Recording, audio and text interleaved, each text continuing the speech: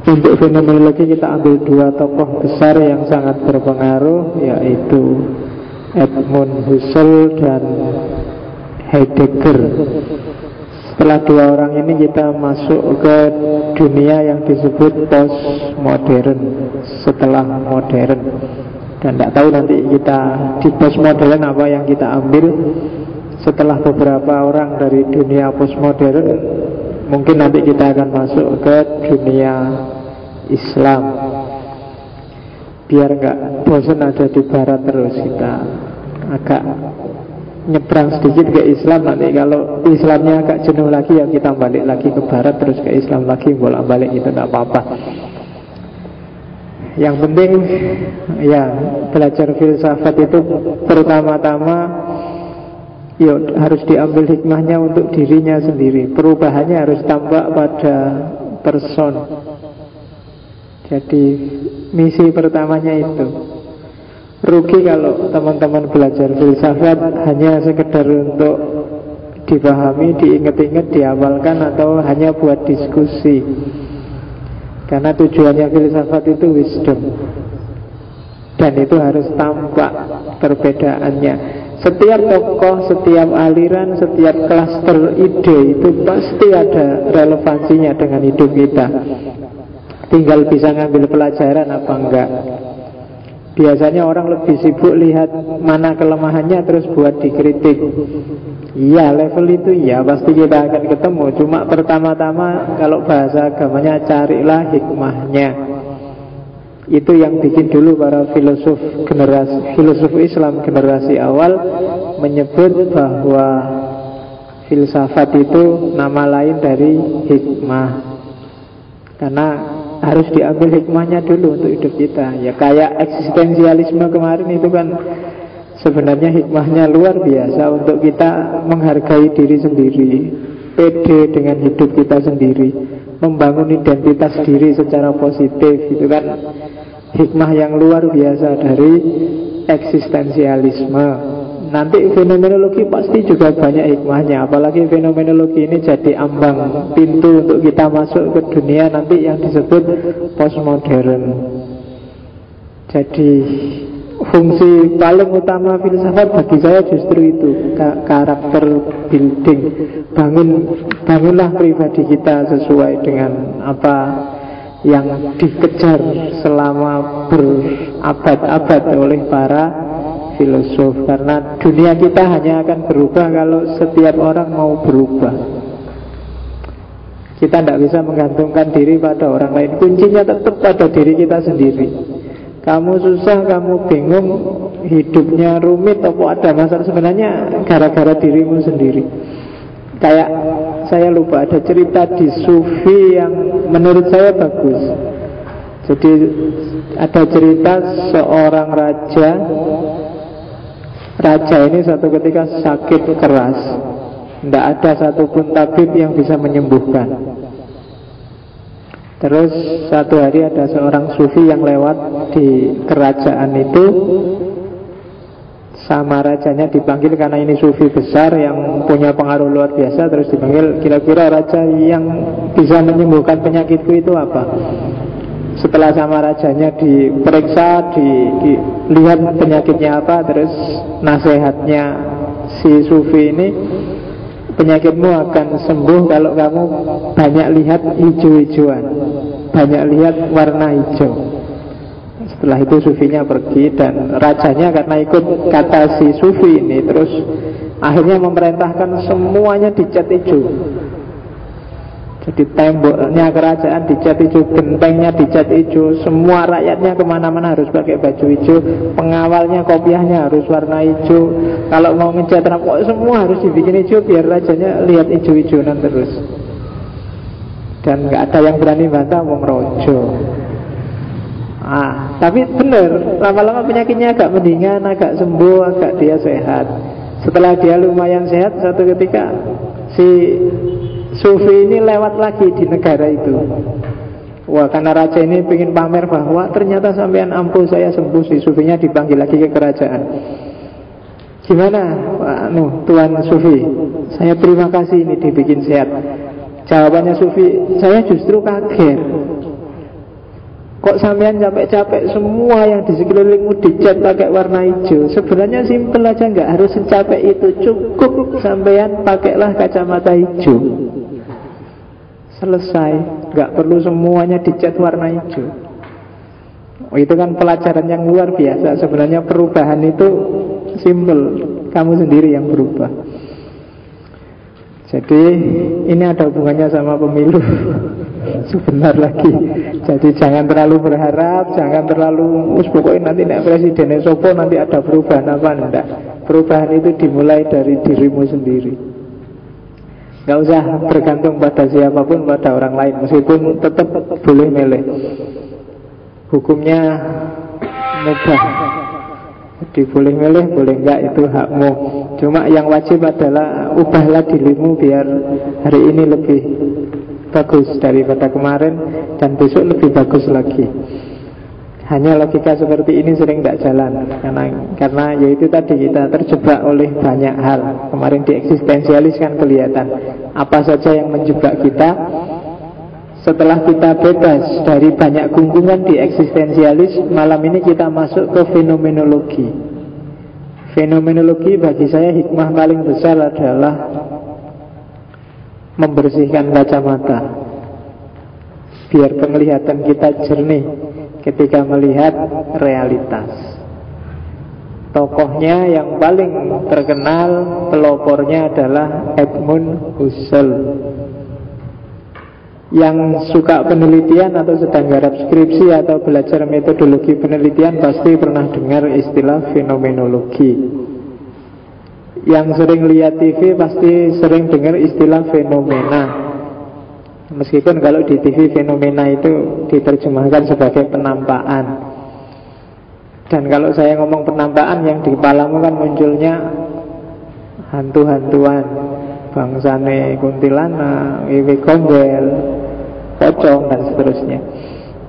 Saya baru baca buku, ternyata setan-setan yang dikenal orang Jawa itu sebenarnya setan Muslim. Ya, sebelum Islam datang orang Jawa sebenarnya nggak kenal dunia setan sekompleks hari ini. Hanya ketika Islam datang aja terus jumlah setannya jadi banyak. Ya, karena misalnya contoh yang paling gampang, pocong. Pocong itu kan setan Muslim. Sebelum ada Islam, yang namanya orang mati ya dikremasi, dibakar. Nggak ada pocong-pocongan. Ada pocong itu kan setelah Islam datang, terus dipocongi, terus dikubur kan gitu. Jadi setan Islam lebih mengerikan.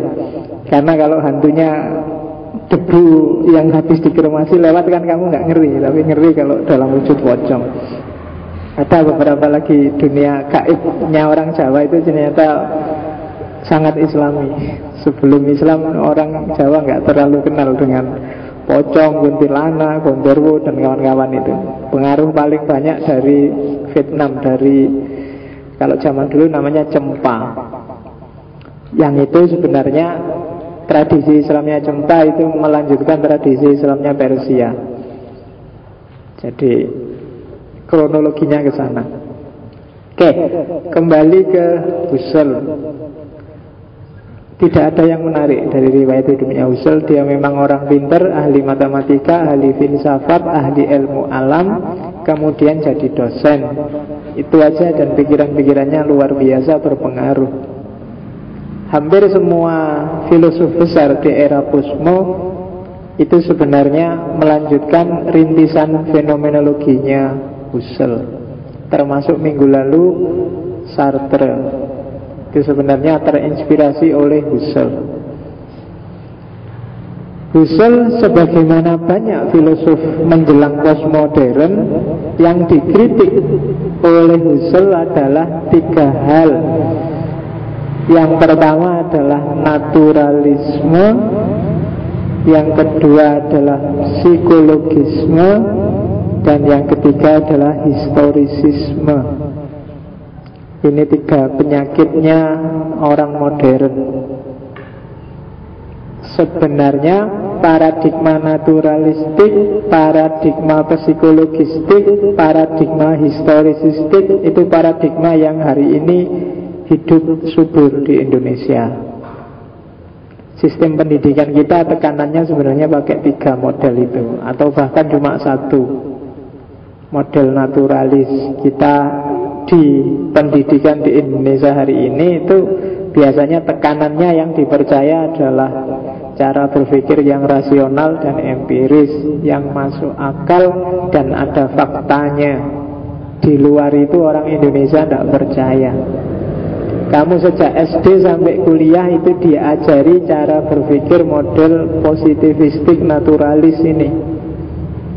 Bagi kamu yang benar adalah yang masuk akal atau yang ada faktanya.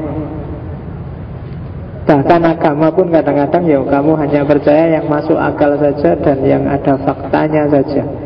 Bahkan ada alam namanya alam gaib. Alam gaib itu kan nggak ada faktanya, juga sering-sering nggak masuk akal, tapi juga kamu paksa biar ada faktanya. Jadi kita hanya terlatih di dunia itu. Padahal cara berpikir seperti ini sudah diserang habis-habisan oleh orang barat sendiri terhadap dirinya sendiri. Jadi jangan salah, kenapa kok barat itu susah sekali ditaklukkan, termasuk oleh Islam, karena Barat punya tradisi self-criticism yang luar biasa. Barat, kelebihan bagi saya yang paling luar biasa dari Barat adalah cara berpikir yang terbuka dan berani mengkritik dirinya sendiri. Itu bagi saya yang bikin dia bertahannya agak lama dalam kancah peradaban. Bandingkan dengan budaya yang lain, peradaban yang lain, hampir semuanya agak marah kalau ada fenomena self-criticism. Orang Indonesia marah kalau Indonesia dikritik, orang Jawa marah kalau Jawa dikritik, orang Persia marah kalau Persia dikritik. Tapi kalau Barat enggak. Tradisi kritik diri Barat ini yang agak susah kita tiru. Di dunia Islam orang susah mengkritik dirinya sendiri. Yang paling enak memang nyari kesalahannya orang lain. Kampanye itu kamu dengar nggak ada kan kampanye yang bilang saya itu ada jeleknya tapi saya janji besok nggak akan lagi, kan nggak ada. Mesti aku apik sing liyane elek kabeh. Itu kampanye mesti kan. Dan jarang yang ada kritik diri ngomong saya itu bagus di sini loh, cuma agak lemah di sini. Tapi saya janji kalau saya jadi bagian tak lemah ini tak ngangkat orang-orang yang ahli. Kok gitu kampanye realistis. Tapi kan enggak, seolah-olah kalau saya jadi presiden Indonesia langsung makmur. Tiap desa tak kasih uang sekian M. Kan gitu kampanye. Dan kembali ke sini karena memang paradigma kita adalah paradigma yang agak kaku, naturalistik, positivistik. Sebenarnya itu. Ini akan agak gawat kalau ditambahi lagi paradigma ekonominya adalah ekonomi yang kapitalistik. Jadi kombinasi yang pas antara logikanya positivistik, ekonominya kapitalistik. Apalagi kalau ditambah pemerintahannya yang otoritarianistik. Itu klop, kombinasi yang luar biasa untuk bikin kita sengsara.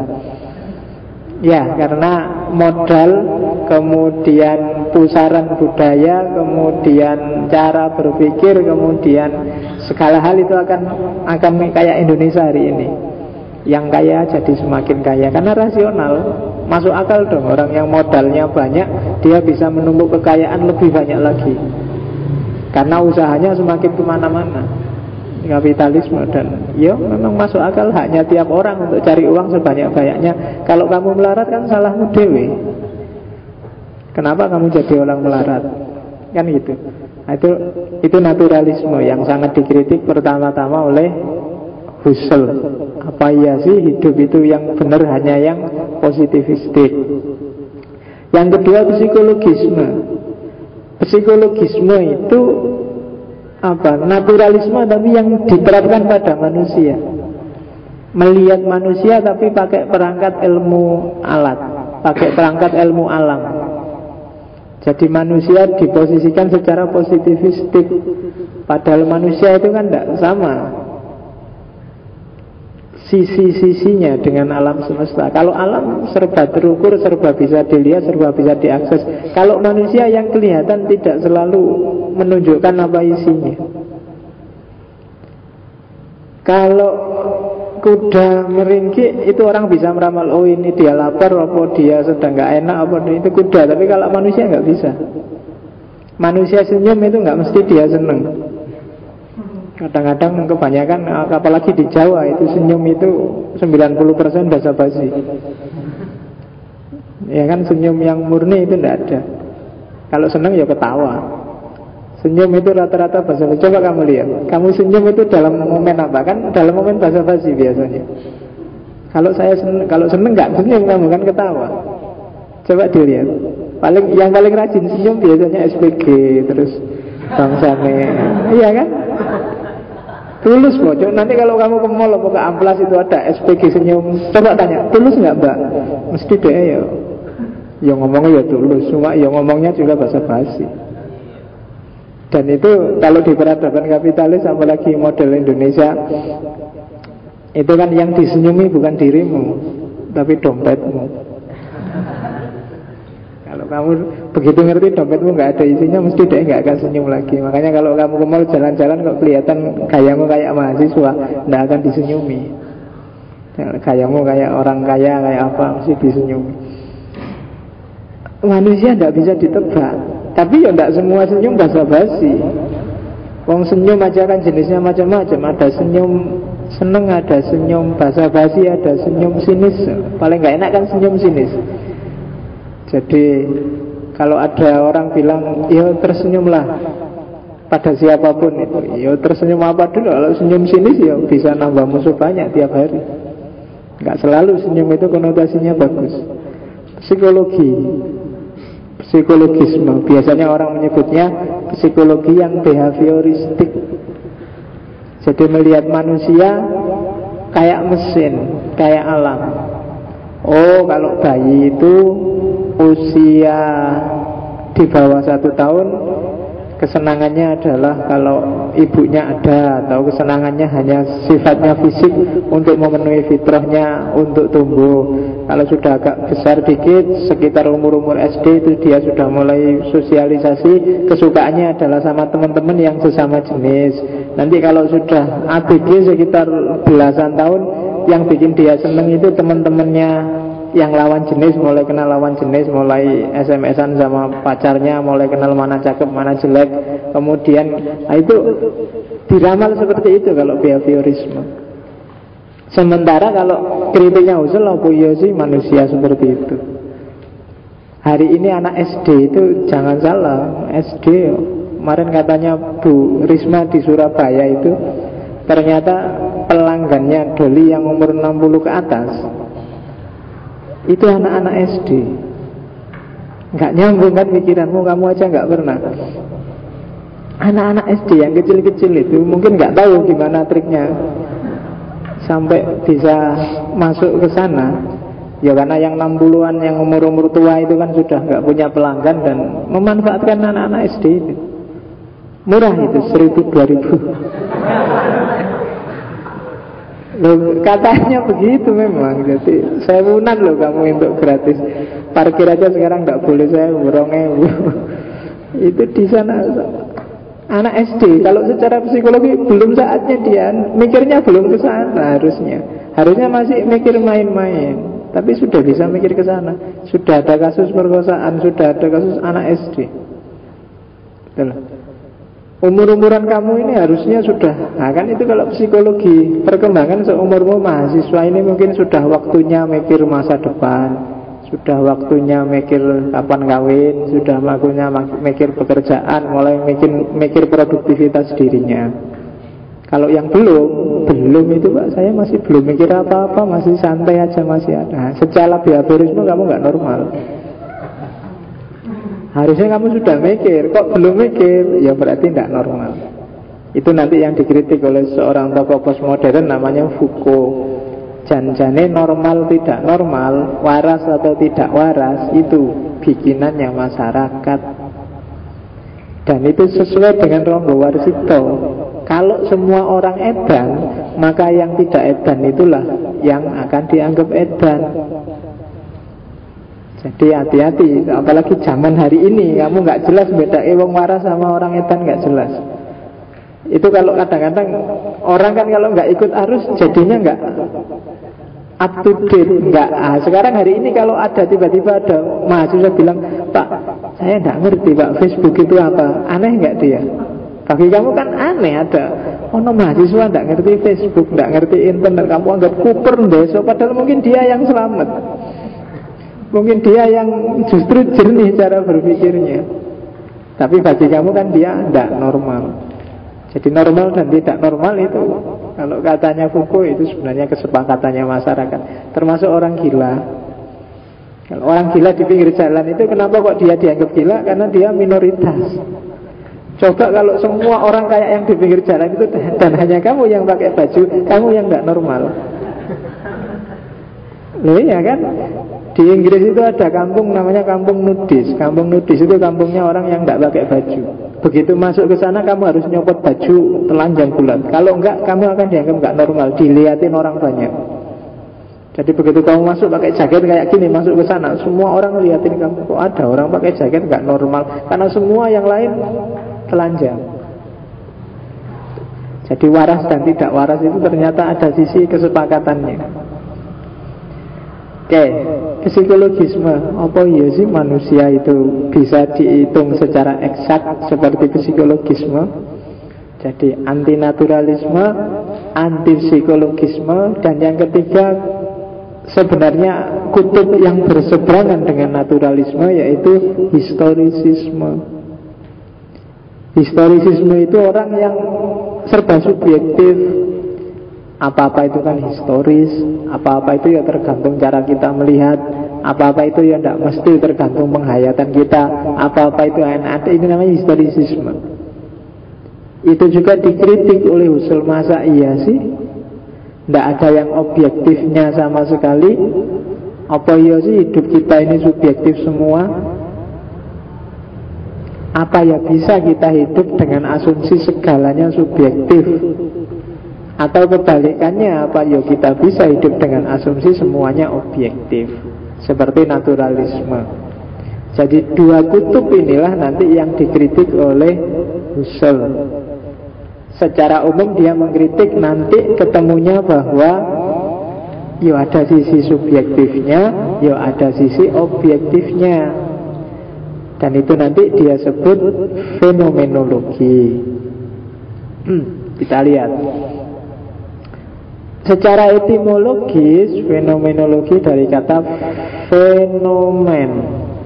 Fenomenon bahasa Yunani yang artinya apa yang tampak, penampakannya. Itu jadi kalau kita lihat sesuatu, saya lihat fenomena pengajian, saya lihat fenomena anak-anak ujian, saya lihat fenomena apa yang tampak. Secara harafiah memang fenomena apa yang kita lihat. Secara terminologis bisa lebih dalam. Apa yang kita lihat, apa yang kita sadari, apa yang bisa kita pahami, apa yang bisa kita amati, itu secara terminologis. Secara harafiah hanya apa yang tampak. Meja ini tampak, ya berarti inilah fenomena. Mikrofon ini tampak, inilah fenomena. Tapi secara terminologis itu tidak sekedar yang tampak, tapi yang apa yang bisa kita pahami. Oh, ini mikrofon. Tapi kalau saya nggak paham ini barangnya apa, dia tidak fenomena bagiku.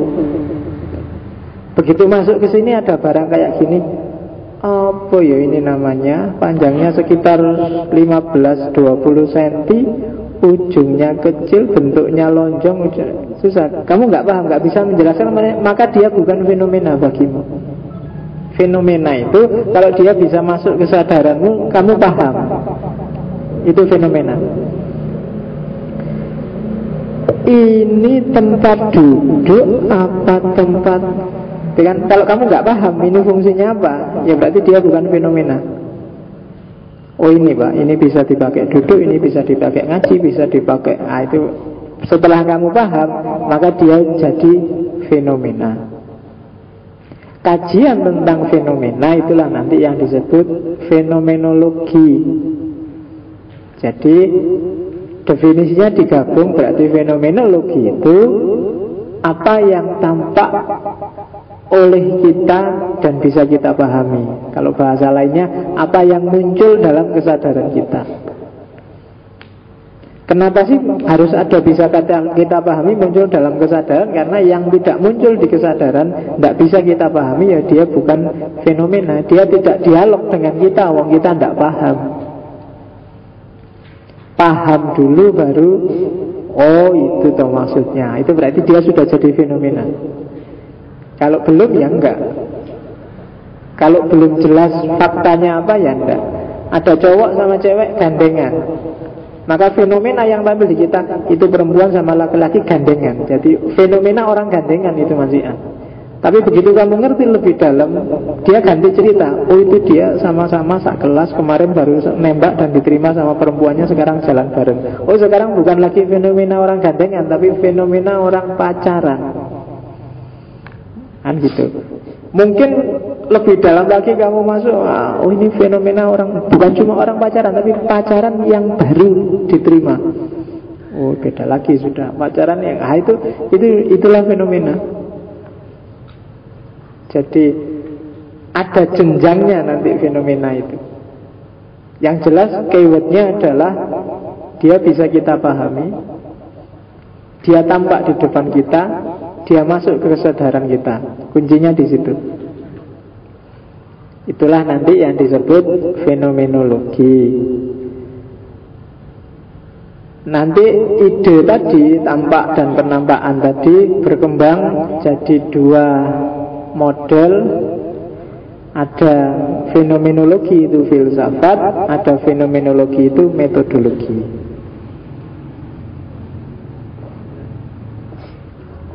Ini fenomena orang minum atau fenomena orang haus? Kamu nggak bisa ngomong fenomena orang haus. Kamu kan baru ngerti saya minum. Alasannya haus atau tidak kan kamu perlu ngecek lagi. Siapa ngerti bukan karena saya haus, karena serak. Gitu kan. Itu nanti kita lihat kenapa saya belum membolehkan kamu bilang fenomena orang haus. Baru kamu lihat fenomena orang minum. Oke, jadi ada filsafat, ada metodologi. Fenomenologi sebagai filsafat itu nanti punya 3 cabang besar. Yang pertama dan paling awal sebenarnya yang punyanya Husserl ini, yaitu yang disebut transcendental fenomenologi. Sementara pelanjutnya Martin Heidegger mengembangkan jenis filsafat fenomenologi yang berbeda, yaitu hermeneutik fenomenologi, atau orang menyebutnya interpretif fenomenologi. Itu tokohnya Martin Heidegger. Masih ada lagi eksistensial fenomenologi, biasanya diasosiasikan dengan Maurice Merleau-Ponty, atau kemarin minggu lalu ketika kita ngomong yang Paul Sartre, itu disebut juga pikirannya eksistensial fenomenologi ketika ngomong tentang aku dan yang lain.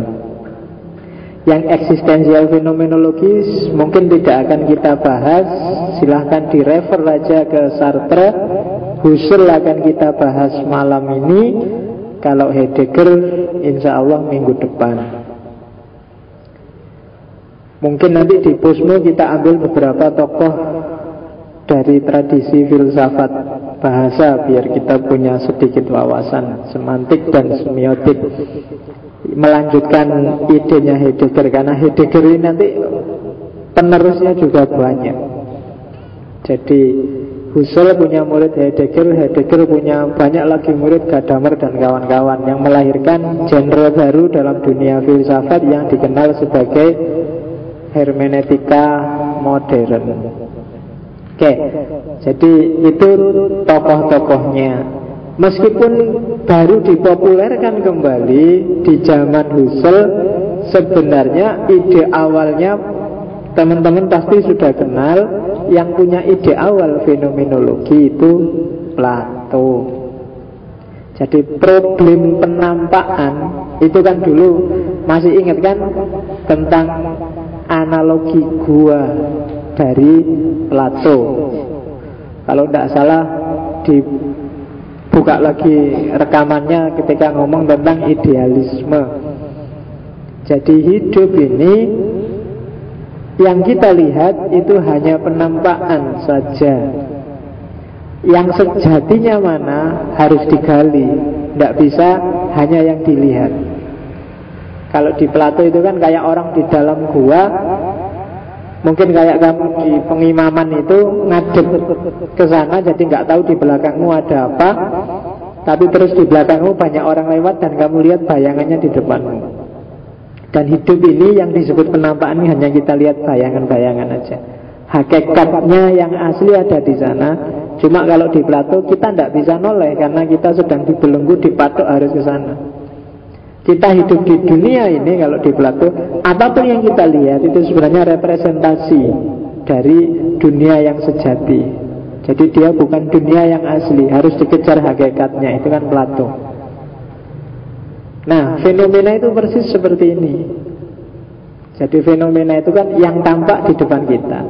Tadi kan kamu lihat saya minum, terus kamu mencoba menggali bahwa saya minum berarti saya haus. Itu kan penggalianmu terhadap hakikatnya. Minumku itu hakikatnya ya karena haus tadi. Padahal kamu hanya lihat penampakan minumnya. Ya kayak kamu misalnya ikut ngaji ini bolak-balik angop. Angop, tapi angop lagi. Kayak saya tadi bolak-balik angop. Nah kamu kan, wah ngantuk ini mesti. Ngantuk beneran apa karena kamu capek kan nggak tahu, tapi orang meramalnya kamu ngantuk. Ngantuk itu kan hakikat yang nggak kelihatan dari fenomena yang disebut angop. Apa bahasa Indonesianya angop ya? Menguap. Nggak enak ya bahasanya. Menguap itu kan orang yang sedang jadi uap dan hilang. Menguap. Begitu saja. Oke.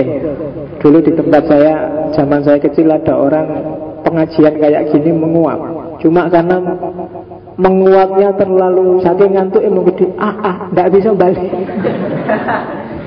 Jadi tulangnya yang sini agak geser, berarti ayo nggak bisa balik, nggak jadi ngantuk dia. Urusannya rumah sakit masalahnya. Jadi karena saking ngantuknya balik-balik, giat ke baik sini nih. Agak, makanya hati-hati kalau jangan terlalu dibuka karena ada bisa geser ternyata tulang gigi yang belakang ini. Iya, makanya ya dikira-kira lagi kekuatan angopmu seberapa, jangan over . Oke, lagian bahaya kalau terlalu lebar itu. Jangan-jangan temanmu yang sekelilingnya kesedot nanti susah. Oke, jadi dari Plato. Gambarannya seperti ini. Yang kita lihat itu kan yang di tembok itu seolah-olah gambar kelincinya, padahal itu jenis tangan. Hakikat itu tangannya. Jadi yang realitas itu kan tangan. Sementara yang penampakan, pengalaman kita tentang realitas yang tadi disebut fenomena itu kan yang hitam itu, yang kayak kelinci itu. Jadi beda antara sesuatu apa adanya dengan sesuatu yang kita alami. Sesuatu apa adanya itu kan bisa kampanye misalnya. Kalau kamu adalah anggota partai tertentu, kampanye itu sangat menggairahkan. Tapi ketika kamu tidak punya partai apa-apa, tidak ngurusi pemilu, sudah bertekad mau golput, kampanye itu menyebalkan. Hakikat tangannya sama, cuma penampilan. Kalau itu gambar kelinci, itu berarti gambar itu yang melahir di kesadaranmu, jadinya berbeda. Dan itu subjektivitas turut menentukan. Sebenarnya itu kan bukan gambar kelinci, yang bilang kelinci kan pikiranmu aja. Itu sebenarnya cuma ya tangan aja, ya gambar hitam-hitam dengan pola seperti itu. Terus kamu menyebutnya kelinci. Mungkin orang tertentu tidak jadi kelinci, itu bukan kelinci, itu gambar apa ya, kalau ada tang apa anu sedang, bisa juga begitu. Tergantung yang ada di pikiranmu apa. Zaman saya kecil dulu suka main-main gitu, sekarang tidak ada orang main gitu karena listriknya terang. Kalau zaman dulu kan masih lampu teplok itu. Kalau main-main gini nunggu listrik mati pakai lilin itu nanti enak kamu latihan aja dulu, saya bisa macam-macam. Nah itu pelajaran fenomenologi sebenarnya. Jadi penampakan itu bukan hakikat. Yang kelihatan itu selalu tidak. Yang sejati itu adalah hasil dialektika antara penampakan dengan kondisi psikologi setiap orang. Warna merah itu ada yang menafsirkan keberanian, ada yang menafsirkan kemarahan, ada yang menafsirkan berhenti. Kalau lampu merah kan harus berhenti. Itu tergantung mood. Putih itu artinya suci, tapi kadang-kadang juga artinya nyerah. Jadi Indonesia itu bendera merah putih. Merah artinya berhenti dan putih artinya nyerah. Jadi selesai sudah Indonesia. Makanya gak maju-maju, benderanya warna merah putih. Oke, saya baru baca bukunya orang yang sangat anti-Islam. Dia sedang nulis tentang kenapa banyak negara-negara Islam itu benderanya pakai simbol pedang. Itu karena orang Islam memang ganas, senengannya perang. Coba aja kamu amati negara-negara Arab Saudi aja pedangnya 2. Belum Iran, belum. Coba kamu lihat negara rata-rata ada pedangnya itu. Memang nantang perang sejak awal, katanya orang ini. Jadi agama yang paling senang dengan perang itu Islam, katanya dia.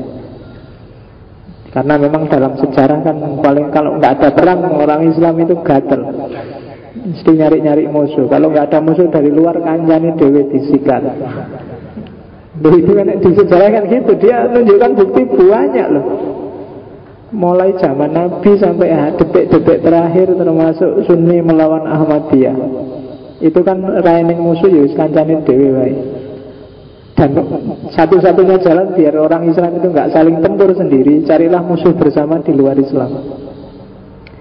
Dan dia melakukan penelitian dengan seorang dokter dari Australia, dari Universitas Melbourne. Dan hasil penelitian di Indonesia, penelitiannya di Jawa. Dan ternyata dia menemukan fakta banyak orang Islam Jawa itu sekitar 3-4 dekade terakhir itu yang konversi ke Hindu. Jumlahnya puluhan ribu. Cuma kenapa kok tenang-tenang aja? Karena hasil penelitiannya dia, ternyata orang Islam Jawa lebih konsentrasi untuk melawan Kristen. Jadi dia lebih waspada kristenisasi. Padahal ternyata banyak tiba-tiba yang konversinya malah ke Hindu. Cuma saya tidak tahu yang diteliti di daerah mana, bagian mana, dan area mana, penelitiannya seperti apa. Cuma baru tak baca dari internet tadi. Jadi 2 orang profesor dari University of Melbourne, Australia, yang meneliti tentang Islam di Indonesia. Kalau Jogja saya tidak tahu berapa persen orang Hindunya ya. Atau jangan-jangan memang semakin tambah, cuma kita aja nggak sadar. Kita tiap hari kan sibuk dengan pastor masuk Islam, pastor gitu. Kita sibuk dengan Kristen, padahal ada lagi yang mewakili ternyata Hindu. Oke, ya coba kamu nanti surfing-surfing di internet, atau ayo kita penelitian sendiri. Benar nggak sih sejauh mana aktivitas teman-teman dari kelompok Hindu? Karena ya kalau konteksnya si peneliti Australia ini saja ingin melihat sejauh mana sensitivitas umat Islam hari ini. Ternyata umat Islam hari ini di Indonesia, di Jawa itu paling gampang dibodohi, apalagi diadu sesama mereka sendiri. Jadi sering menjudgment sesuatu di luar konteksnya. Dan paling gampang itu. Dan kalau di tulisan itu misalnya ada apa-apa yang disalahkan Amerika, Israel, Yahudi, selalu itu musuh besarnya. Padahal, dan yang itu yang bikin tidak waspada dengan musuh-musuh yang lain. Pokoknya ada apa-apa Amerika ini mesti, ada apa-apa Yahudi ini mesti. Wah ini spokal kawin Yahudi. Oh ini Islam liberal gini. Selalu gitu kan. Berarti itu musuh sudah membaca. Gampang wis mau ngapa-ngapain aja di Indonesia. Paling kan nanti Amerika yang disalahin, paling Yahudi yang dituduh. Nanti apa-apa dikit mesti Islam liberal nanti yang disalahkan. Tenang aja, mesti gitu. Jadi seandainya perang itu kartu kita sudah terbuka, tapi kita tidak ngerti kartunya musuh, jadi ya kalah. Fenomena. Kamu salah ternyata menangkap fenomena dirimu sendiri selama ini. Ada kekeliruan. Dan pertanyaan dasar fenomenologi adalah bagaimana sih caranya kita bisa memiliki pengetahuan tentang sesuatu sesuai apa adanya. Bagaimana kita bisa membedakan antara bayangannya kelinci dengan seekor kelinci. Bagaimana kita bisa menegaskan ini cuma bayangannya kelinci, hakikatnya adalah tangan. Kalau itu kelinci yang beneran. Nah, itu yang digagas oleh fenomenologi. Maka akhirnya menurut Husserl, fenomenologi adalah ilmu cabang pengetahuan atau filsafat yang mempelajari apa yang tampak atau apa yang menampakkan diri. Dan ini sebenarnya dulu sudah dimulai oleh Immanuel Kant. Cuma kalau Immanuel Kant, sering saya bilangkan, kalau menurut Immanuel Kant, realitas itu tidak ada. Yang ada realitas menurut saya. Karena begitu tak lihat, itu berarti kan versiku. Nah, itu kan kalau Immanuel Kant. Kalau Husserl tidak begitu, katanya Husserl. Ketika kita lihat realitas, itu bukan semata-mata ini realitas versiku, tapi ada dialog antara aku yang lihat dengan objek yang kita kenali sebagai realitas. Objek ini mempengaruhiku, aku juga mempengaruhi objek ini. Ada dialognya. Kenapa ini tak sebut warnanya coklat? Karena dia sendiri punya warna coklat. Ketemu dengan kesadaranku tentang warna-warna, kan gitu. Kalau di Kant, warna coklat ini dari aku. Kalau ini tak sebut hitam, jadilah dia hitam. Kalau ini tak sebut kusam, jadilah dia kusam. Itu kan kalau di Kant.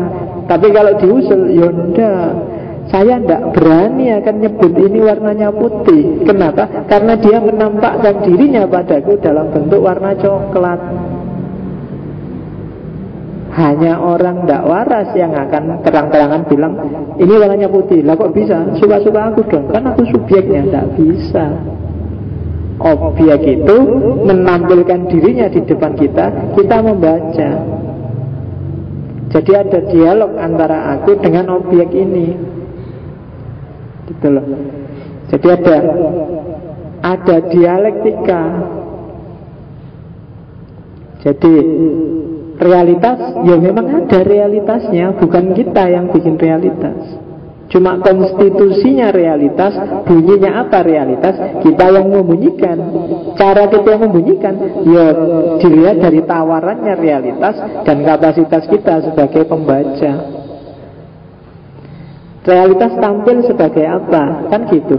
Kalau rambutmu lurus, tak lihat, kan aku lihatnya rambutmu lurus. Aku juga kan nggak bisa aku ngawur sakarep dulu. Kan tergantung subjek. Rambutmu lurus, menurut aku itu tidak lurus, itu masih keriting, tidak bisa. Kita tidak bisa ngawur.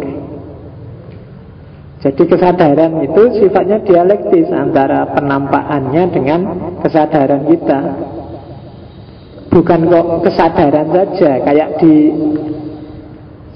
Immanuel Kant yang das Ding an sich. Kalau di Immanuel Kant, benda apa adanya itu tidak mungkin kita temui. Nggak ada benda apa adanya. Kalau di Husserl, ya ada ya. Yang ini benda apa adanya. Ini bangku apa adanya. Yang ketemu dengan kesadaran kita, terus kita sebut bangku, kita sebut warnanya coklat. Aku kan nggak mungkin nyebut, oh ini adalah pohon, kan nggak mungkin. Oh ini adalah karpet, kan nggak, yang sebut karpet yang ini, yang tak sebut bangku yang ini. Kalau pakai kan yang membunyikan aku, barang apa adanya nggak ada. Kalau ini tak sebut karpet, ini tak sebut bangku, kan suka-suka aku. Tapi kan tidak begitu katanya Husserl. Ya meskipun manusia punya kesadaran mengkonstitusi, tapi barang apa adanya juga menentukan pemahamannya orang. Maka kalau Immanuel kan punya kategori nomena sama fenomena, Husserl punya kategori noesis sama noema. Yes. Kamu apalin aja ya kata-kata kayak gini-gini wis. Sopo ngerti kapan-kapan ditanyain malaikat. Noesis, noema.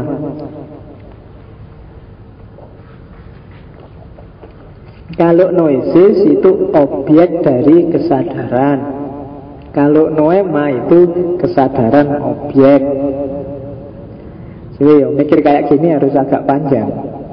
Objek dari kesadaran berarti barangnya, bangkunya, karpetnya, mikrofonnya, laptopnya. Ini kan jadi objek dari kesadaran kita. Kalau noema itu kesadaran kita tentang objek. Bangkunya kok kurang tinggi ya, aku jadinya ini karpetnya banyak debunya enggak ya? Itu kan kesadaranku tentang objek. Itu namanya noema. Bangku apa adanya namanya noesis. Kalau di Kant kan yang apa adanya ini enggak bisa diakses. Kita lihat selanjutnya. Jadi itu bedanya. Jadi hidup kita isinya cuma dua, realitas di sekeliling kita dan kita sendiri. Kita sendiri itu noema, yang punya kesadaran tentang objek, dan realitas di sekeliling kita itulah noesis, objek dari kesadaran kita. Itu fenomenologi. Makanya tadi saya bilang fenomenologi ngajarin kita untuk membaca sesuatu secara jernih, ngajarin kita bersih-bersih isi pikiran. Nanti kita lihat gimana caranya bersih-bersih. Oke. Terus maka ada dua sikap hidup, ada sikap natural, ada sikap fenomenologis. Kalau sikap natural itu sikap yang tadi, naturalisme, menganggap bahwa subjek dengan objek itu sama sekali terpisah. Kalau saya ngomong bangku, pikiranku tentang bangku itu ya objektif. Ini bangku itu sendiri, subjeknya nggak ikut-ikutan main. Itu namanya sikap natural. Sementara sikap fenomenologis adalah objek yang tampil dalam kesadaran si subjek. Jadi itu namanya sikap fenomenologis. Jadi di situ disebut sikap fenomenologis, menetralkan keberadaan dunia yang diyakini oleh naturalisme. Naturalisme itu kan objektif, segalanya ada di luar subjek. Nah, kalau fenomenologi dinetralkan pikiran ini. Masa kayak gitu sih, coba dinetralkan lagi. Kalau di Descartes kan tidak dinetralkan, tapi disangsikan. Dia tidak percaya, terus ditanyakan sampai ketemu konstitusi paling awal, aku berpikir maka aku ada. Kalau di Husserl, coba deh, jangan gitu dulu, coba dicermati. Jangan-jangan yang kita anggap realitas apa adanya itu sebenarnya konstitusi realitas versi kita. Yang hari ini populer apa? Jokowi misalnya. Jokowi itu orang baik, prospek untuk Indonesia ke depan, atau orang jelek berdasarkan track recordnya yang tidak pernah selesai jadi pimpinan. Loh kan, itu realitas. Melihatnya dari mana ya? Nah, saya tidak tahu yang ada di pikiranmu tentang Jokowi, tapi konstitusi pikiranmu, kesadaran yang ada dalam dirimu tentang Jokowi, ya itu memang Jokowi, ya memang itulah Jokowi, cuma versimu. Kalau di naturalisme, yang versimu ini dianggap itulah hakikat inti Jokowi seluruhnya 100%. Padahal dia mungkin yang versimu itu tidak 100%, itu hanya satu sisi dari Jokowi. Dan orang yang mendewakan Jokowi, dia melihat Jokowi dari sisi yang lain. Itulah fenomenologi namanya. Meyakini bahwa yang saya pahami hari ini hanya salah satu profil dari realitas. Orang lain bisa membidik, bisa punya banyak profil yang lain. Maka untuk memahami lebih dalam harus ada pengamatan terus menerus. Jadi kalau kamu penelitian fenomenologi, harusnya penelitian itu tidak cepat, harus lama. Kenapa? Tidak sekedar objek menampilkan dirinya pada subjek, tapi ketika objek tampil pada subjek, itu hanya salah satu sisi dari objek. Dipergauli lagi akan tampil sisinya yang lain, ditemui lagi akan ketemu lagi sisinya yang lain, yang tidak sekedar seperti kamu lihat di kesan pertama. Itulah fenomenologi. Jadi melihat sesuatu yang ada di pikiranmu hari ini itu hanya satu sisi, satu profil aja dari realitas. Apalagi realitas yang namanya manusia. Semakin lama kamu ketemu, semakin intensif kamu akan menemukan profil yang lain. Kayak kamu sama temen atau sama pacar itu loh. Begitu pacaran awal menggebu-gebu kamu, wah ini cakep banget, ini itu tok yang kamu lihat. Begitu masuk lebih dalam, kamu ketemu lagi profilnya yang lain. Oh ternyata cakep-cakep. Aduh, kok gitu ya gayanya, bikin sebel aja. Tapi begitu ketemu lagi, enggak apa-apa, ding ada. Terus masuk semakin lengkap profilnya. Itu kalau naturalis itu begitu kamu kenal, kamu anggap ya wis dia itu kayak gini ini wis. Nah, makanya tadi tak bilang kita itu sering-sering masih naturalis.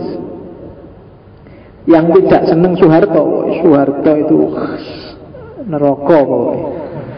Kan gitu. Karena kamu lihat hanya satu profilnya Soeharto. Yang mendewakan Soeharto hanya melihat profil. Enak zamannya Soeharto biyen.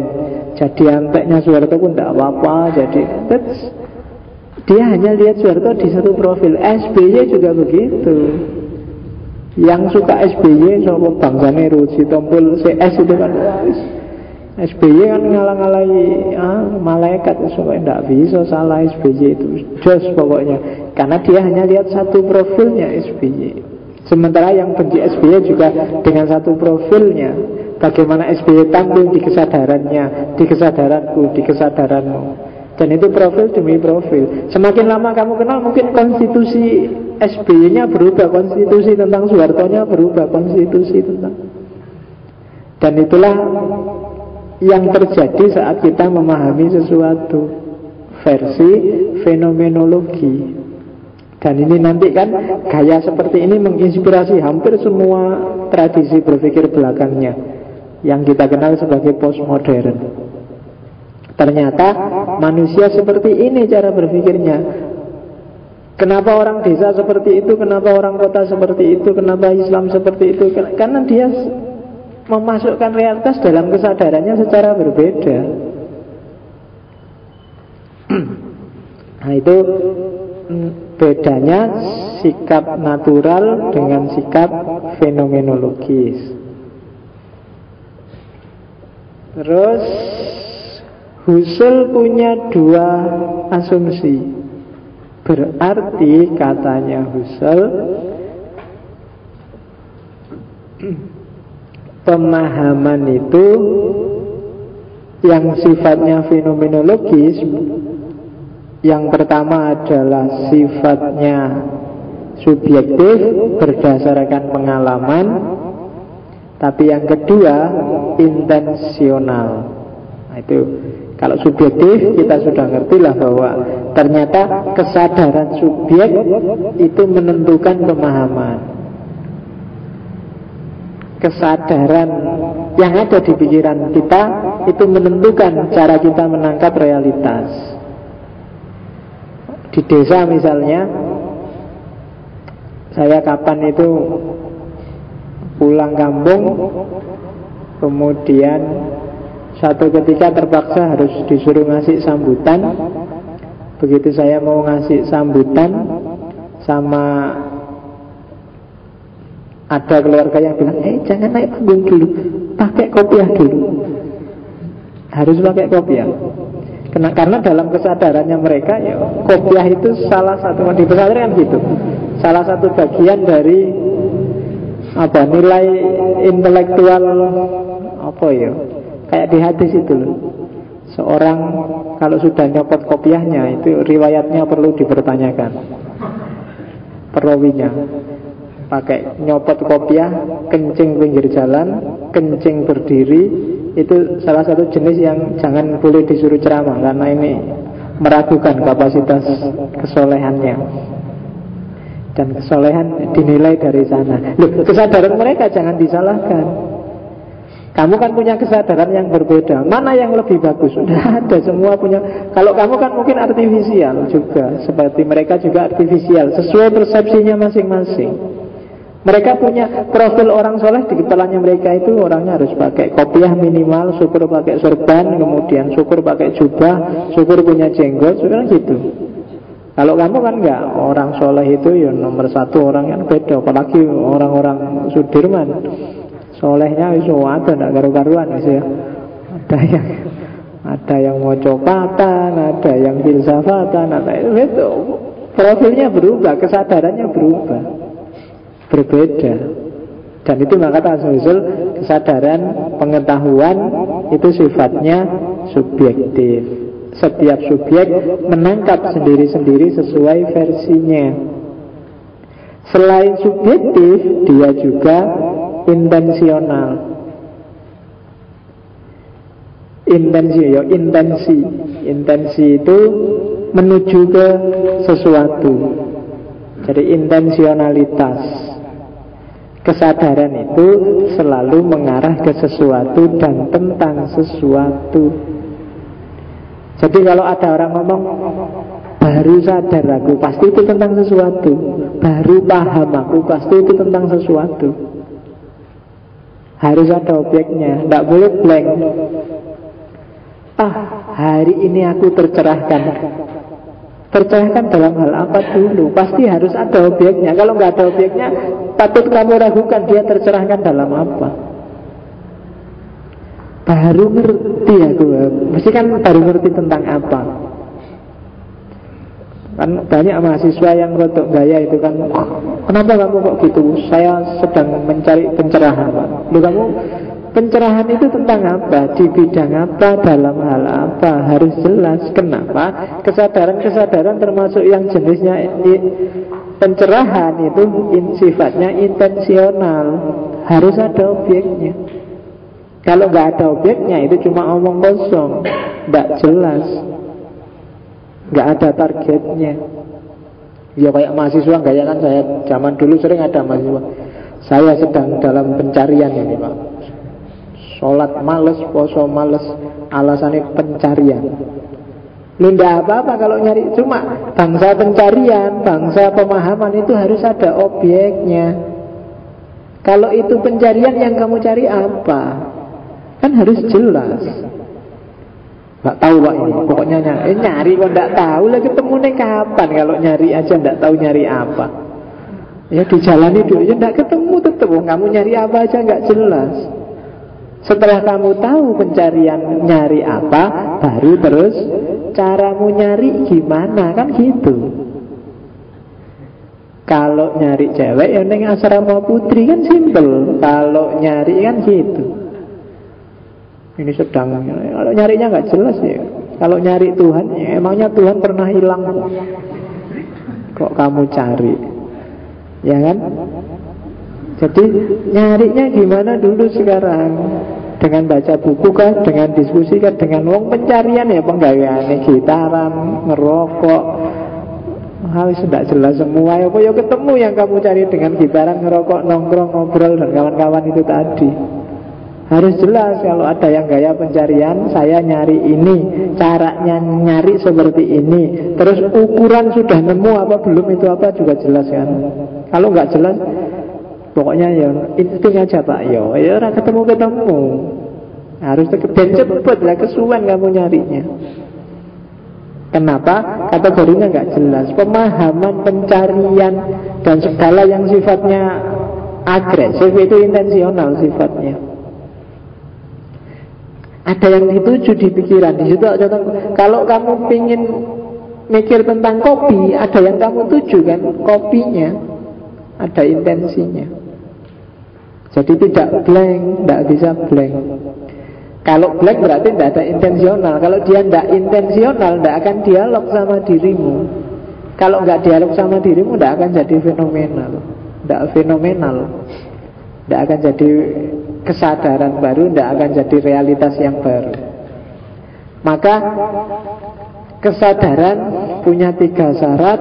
Yang pertama, orangnya harus terbuka. Yang kedua, sifatnya intensional. Dan yang ketiga, aktif, tidak pasif. Itu syaratnya kesadaran. Jadi yang pertama, terbuka, jangan ditutup. Kalau kamu tutup, kamu tidak akan dapat wawasan baru, tidak akan dapat pengetahuan baru, tidak akan dapat kesadaran baru. Dirimu harus terbuka. Terbuka dan juga jangan bikin dirimu terlalu penuh. Kalau terlalu penuh nggak bisa diisi lagi. Jadi kalau dibuka, isinya agak dikosongkan, meskipun nggak semuanya dikosongkan, biar ada wawasan baru, pengetahuan baru. Karena banyak di antara kita yang ditutup atau dibuka tapi dianya sudah penuh. Kalau dibuka dan sudah penuh, itu hasilnya adalah konflik, luber mesti. Bahasa Jawa Timurnya amber, ndak ngatasi. Jadi itu yang bikin lahir konflik. Orangnya ndak terbuka atau dibuka tapi sebenarnya sudah penuh, ndak ada kesempatan untuk yang lain. Kalau memang kamu ndak mau buka atau merasa bahwa kamu sudah final, sudah penuh, ya sudah, ndak usah diskusi. Karena kalau kamu diskusi mesti konflik, hasilnya tabrakan. Jadi itu intensionalitas. Nah, kombinasi antara keterbukaan, intensionalitas, dan aktif yang tidak pasif, itu gambarannya seperti ini. Contohnya misalnya kesadaranmu terhadap Palu. Ngerti Palu ya? Bukan Palu ya, Palu pemukul, bukan Palu ibu kota di luar Jawa, bukan nama daerah. Hammer, martel. Martel itu kesadaran yang alami beda-beda tergantung siapa. Kalau bagi tukang ya dia alat untuk kerja. Bagi bakul pedagang, martel itu ya dagangan. Bagi pembunuh, nggak tahu tiba-tiba aku kok nemu pembunuh. Pembunuh itu juga dia senjata itu untuk ngeprok kamu kalau lagi stres. Terus bagi komunis itu simbol, kan simbolnya palu arit. Loh kan, begitu lihat palu, wah simbol, berarti kamu komunis. Kalau yang muncul di kesadaranmu itu. Bagi anak-anak itu mainan, ya kan? Palunya sama, tapi kesadaran yang muncul di siapanya beda. Barangnya juga masih sama seperti itu. Bagi filosof kayak yang digambar itu, palu itu dipikir itu jeruk. Kenapa kok ada palu? Apa tujuannya palu? Itu filosof, bahan refleksi. Berarti barangnya sama, palunya sama, tapi dia tampil di kesadaran tiap orang beda-beda, tergantung orang. Apakah terus itu namanya subjektif? Enggak, katanya Usul. Toh bentuknya tetap ya itu, palunya ya itu. Hanya saja dibunyikan secara berbeda oleh masing-masing individu. Yang membedakan bukan objeknya, tapi kacamata, ya kayak raja tadi lo, kacamatanya. Kalau dia pakai kacamata hijau, palunya jadi warna hijau. Kalau dia pakai kacamata merah, palunya jadi warna merah. Dan kesadaran yang beragam itu nanti kalau di dunia manusia kita sebut sebagai makna. Kan itu, ini kan sama dengan makna. Tukang memaknai palu sebagai alat kerja, pedagang memaknai palu sebagai barang dagangan, pembunuh memaknai palu sebagai senjata mematikan, kan? Terus itulah makna. Berarti makna itu, ya kan, tampilnya realitas dalam kesadaran seseorang akan melahirkan makna. Masjid ini bagi kita yang muslim kan maknanya sakral. Kamu naik ke sini aja sandalmu kamu copot, tapi kalau di kelas yang sana kan kamu nggak nyopot sandal. Kenapa sandalmu kamu copot? Karena kamu sakralkan masjid ini. Dan itu munculnya tidak, jadi sakralitas itu tidak ada di masjid ini, tapi ada dalam dirimu.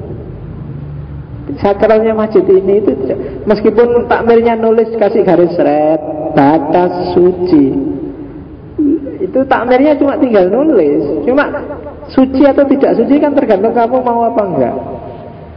Kalau enggak kamu sakralkan dia ya enggak sakral. Meskipun ditulisi batas suci ya kamu. Buktinya ayam itu meskipun ada tulisannya batas suci juga lewat aja.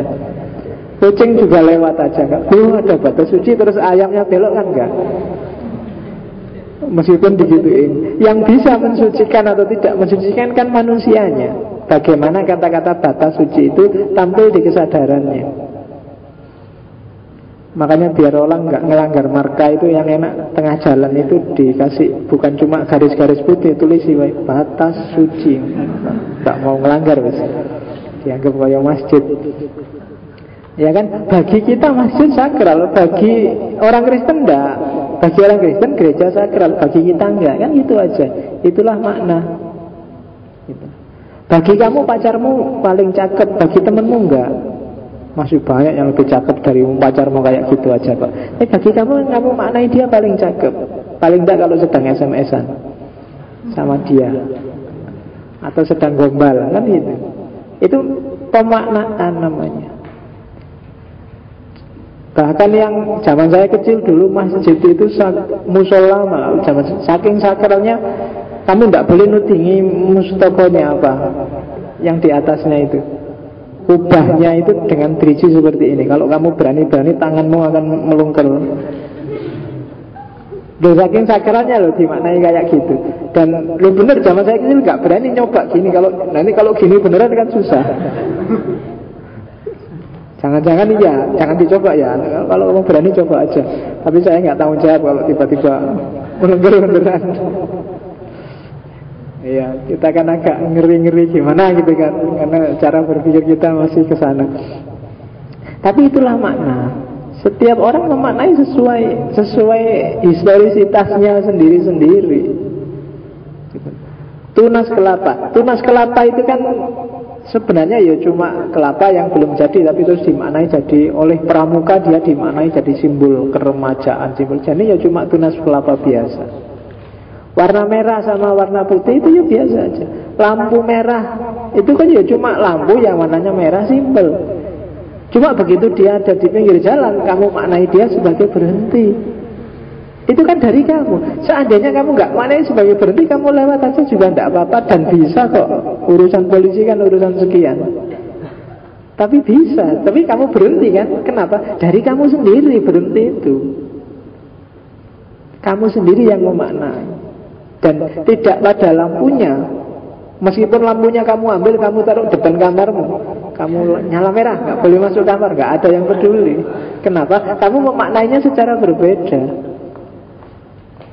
Itulah makna yang lahir karena kesadaran subjektifmu. Dan orang dalam dimensi iro, orang tidak bisa dipaksa loh. Makna memaknai itu tidak bisa dipaksa. Kamu bisa dipaksa datang di ngaji malam ini, tapi kamu nggak bisa dipaksa maknailah ngaji ini sebagai penting, nggak bisa.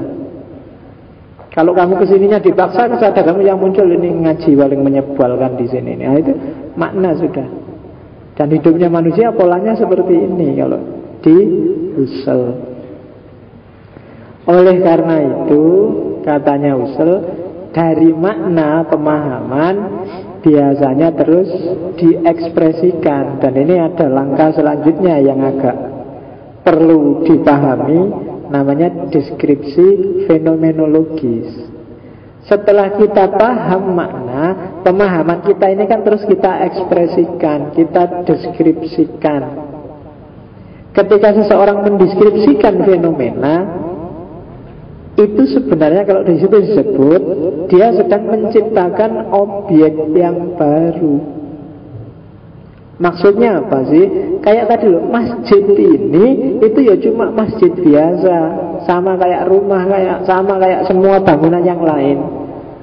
Cuma kita kan memaknainya secara berbeda. Nah, kalau kita ekspresikan pemaknaan kita, ini kan sebenarnya kita sedang melahirkan sesuatu yang baru. Jadi memaknai sesuatu itu sama dengan dalam tanda petik menciptakan sesuatu. Janjane cuma lampu, tapi kita ciptakan dia jadi alat untuk nyetop manusia. Janjane cuma bangunan, ada temboknya, ada lantainya, tapi kita ciptakan dia sebagai tempat beribadah yang sakral. Itu kan kita. Jadi deskripsi fenomenologis itu enggak cuma memaparkan, tapi sebenarnya dia sedang menciptakan objek yang baru.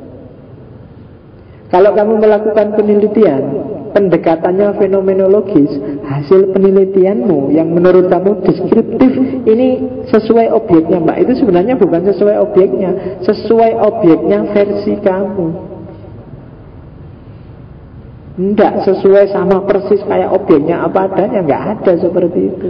Tapi sesuai objeknya sebagaimana kamu tangkap saat itu.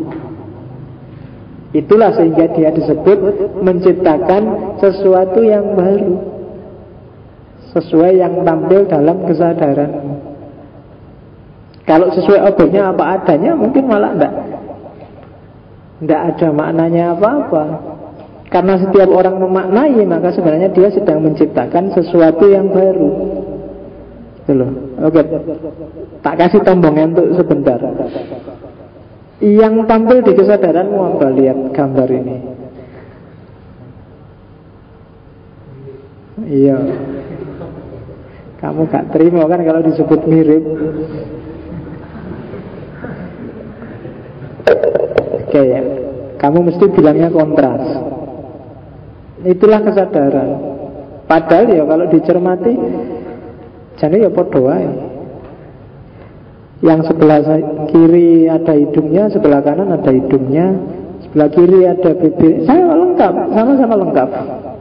Cuma bagi kamu kan jauh Pak, itu jauh. Ya itulah kriteriamu, ya kan? Kriteria di dunia yang lain mungkin lebih milih yang hitam yang sebelah sana itu. Yang putih itu enggak enak. Enggak cuma laki-laki, kadang perempuan juga mungkin lebih milih. Ya yang sana Tyson, yang sini sebenarnya itu istrinya seorang syekh dari Arab. Saya lupa namanya Ratu siapa. Ya, tak comot aja dari internet. Inggut tombongan tuh. Kesadaran yang muncul lihat gambar itu kan, kamu tinggal kamu cermati aja. Apa sih begitu kamu menangkap gambar ini yang lahir? Seandainya kamu ingin mendeskripsikan apa? Ada yang bilang kontras Pak, mirip Pak. Itu kan ciptaanmu sendiri, gambarnya sendiri ya tetap sekedar seperti itu. Tapi setiap lihat sesuatu kamu ciptakan makna-makna. Itu Pak, Beauty and the Beast. Oh, bahasamu kan. Oh itu ini Pak, TV zaman dulu Pak, hitam putih. Oh, ini mesti gambar itu ciptaanmu semua ketika kamu bikin narasi apapun itu. Objeknya ya seperti itu sebenarnya. Itu jelek sama cantik Pak, versimu. Versi orang lain mungkin beda, jelek dan cantiknya dia. Kalau bagi kamu yang sini menarik, yang sana nggak menarik. Bagi yang lain kebalikannya, justru yang sini nggak menarik, yang sana justru menarik. Kesadaran masing-masing. Yo, yang jelas kan yang laki-laki suka yang sini Pak, yang perempuan suka yang sana. Enggak mesti juga. Perempuan lihat yang sana yang jijik juga banyak. Laki-laki lihat sini enggak suka, malah suka yang sini juga ada. Jadi tergantung masing-masing kesadaran. Meskipun yang sana cakep, tapi kalau dihitung penggemarnya justru lebih banyak yang hitam. Tyson kan penggemarnya banyak. Sementara yang sini nggak ada yang kenal, wong istrinya Syekh Arab, nggak pernah keluar rumah, di dalam rumah terus, nggak ada yang kenal. Seneng juga ngapain, cuma bisa lihat gambarnya. Jadi penggemarnya sedikit. Kalau Tyson penggemarnya banyak. Padahal menurut kamu tadi kan lebih milih yang sana, padahal dalam realitasnya ternyata enggak. Kesadaran orang macam-macam. Itulah fenomenologi. Ini biasanya sebenarnya tak pakai buat contoh kalau motivasi. Motivasi itu, ini kan pelatihan untuk bahwa orang itu biasanya cenderung lihat perbedaannya. Padahal dalam hidup ini kalau dihitung di total itu dari dua yang kontras itu sebenarnya lebih banyak persamaannya daripada perbedaannya. Perbedaannya sebenarnya sangat sedikit. Hanya saja biasanya orang cenderung lebih suka lihat perbedaannya tentang apapun. Aliran-aliran kah, agama kah, kehidupan sosial kah, kamu biasanya lebih suka lihat perbedaannya. Sama temanmu aja kamu lebih suka melihat mana apa bedanya kamu dengan temanmu. Sehingga biasanya kalau kamu merasa lebih rendah terus kamu minder, kalau kamu merasa lebih tinggi terus kamu sombong. Aliran agama kan juga begitu. Kamu mana bedanya NU sama Muhammadiyah, mesti lebih sibuk dengan bedanya. Dan itu agak natural di manusia. Padahal kalau kamu lihat mana persamaannya, itu mungkin hidup ini lebih nyaman. Podo wae. Ada macam-macam, sama aja kok ada. Itu biasanya lebih nyaman daripada kamu lihat bedanya. Abu Rizal Bakri kayak gitu-gitu, ya podo menungso, biasa wae. Jokowi, biasa aja, sama aja kayak. Nah, kalau gini lebih nyaman. Tapi begitu kamu lihat bedanya, itu terus kamu mungkin marah, kamu mungkin minder, kamu mungkin sombong, kamu mungkin banyak penyakit berawal dari kecenderungan kita lihat perbedaan. Jadi kesadarannya agak diubah sekarang. Ada temennya punya pacar, kamu tidak punya pacar. Kan kamu lihat itunya, kamu alah sama aja. Punya pacar nggak punya pacar yo. Nanti kan ketemu. Kalau kamu bisa kayak gitu biasanya lebih tenteram. Tapi begitu kamu lihat bedanya, waduh aku nggak punya pacar, dia punya pacar. Oh iya enaknya minggu-minggu, malam minggu keluar aja lah biar dia punya pacar. Terus kamu jalan-jalan keluar, duitnya oke. Dan nggak ada orang yang muji-muji kamu, wah malam mingguan, ya nggak ada. Karena kamu memang nggak punya pacar, entek duitnya oke, susah kan. Itu penyakitnya dari kamu sendiri kok. Coba lihat santainya, lihat baiknya, lihat positifnya. Itu biasanya orang cenderung begitu. Oke, itu contoh. Sekarang agak rumit, berangkat ke agak dalam lagi. Namanya transendensi dari Husserl. Kalau transendensi, jadi transendensi itu gini loh. Orang memahami itu misalnya HP ini cuma tak lihat atasnya, aku tidak lihat bawahnya. Tapi tanpa lihat bawahnya, aku yakin dan otomatis tahu pasti ada bawahnya. Itu namanya transendensi. Logikanya namanya logika transendental.